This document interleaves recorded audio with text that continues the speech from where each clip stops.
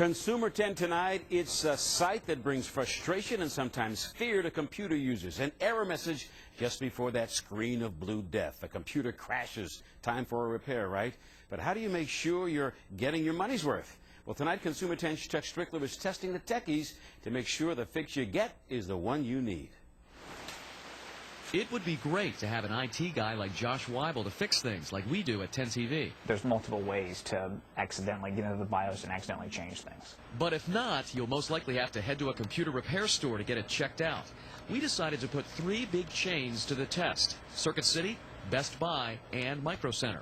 For our test, Consumer 10 asked Weibel to create a simple problem on a laptop. Operating system not found. Weibel changed one setting in what's called the BIOS, a key program that ties together all hardware on the computer. An easy fix in about 30 seconds for someone who knows what they're doing. And it's only a couple of keystrokes. This is definitely something that you can find out while you're doing your diagnostics or your troubleshooting. Or so we thought.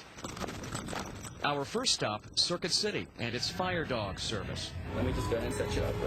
The conversation captured on hidden camera. Only a few questions were asked as we handed over the computer for what's called a diagnostic, a full computer check to pinpoint the problem. Total 64. We were out the door in less than 15 minutes. Fire Dog promised an answer in 7 days, but the call never came. Consumer 10 finally had to call to find out that it was supposedly fixed. But when we turned it on at the store, we still got the error message. The hard drive's working correctly. Okay. Your operating system is fried on it, though. The operating system essentially is dead. What is that? And to reinstall the operating system, the charge, an extra $130. We took the same computer with the same problem to Best Buy's Geek Squad. But looking at this, I have a feeling it's probably either a hard drive or the one or two. Once again, we paid for a diagnostic test, this time $62.98, and we're out the door in less than 10 minutes. Few questions asked. Hi. The Geek Squad requested we return with the computer's Windows disk, and once there, the tech took another look at the hard drive. It just clicked, and that's usually an indicator that the hard drive's bad.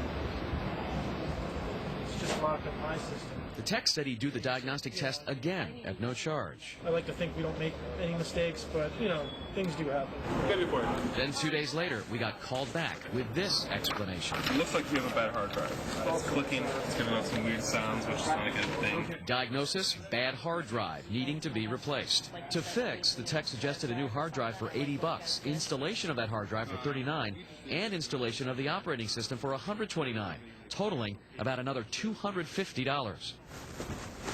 Consumer 10's third stop, Micro Center. And what is it doing or not doing? This worker spent the most time with us of all the three, about 20 minutes, asking many specific questions about the problem, even having us write it down.